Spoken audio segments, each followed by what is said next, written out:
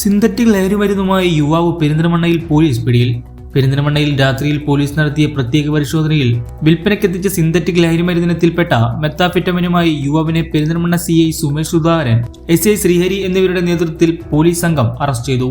അങ്ങാടിപ്പുറം പുത്തനങ്ങാടി സ്വദേശി താക്കിയതിൽ ആഷിഫിനെയാണ് 7.72 ഗ്രാം MDMA-യുമായി ഇന്ന് പുലർച്ചെ 3 മണിയോടെ പെരിന്തൽമണ്ണ ബൈപ്പാസിൽ വെച്ച് പെരിന്തൽമണ്ണ പോലീസും ഡാൻസ് ഓഫ് സംഘവും പിടികൂടിയത്.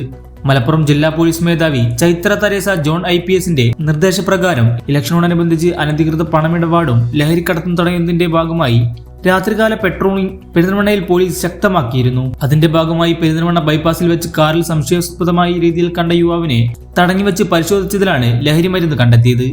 ആഷിഫിന്റെ പേരിൽ 2025 പെരിന്തൽമണ്ണ സ്റ്റേഷനിൽ ഇത്തരം സിന്തറ്റിക് ലഹരിമരുന്ന് വിൽപ്പന നടത്തിയതിന് കേസുണ്ട്.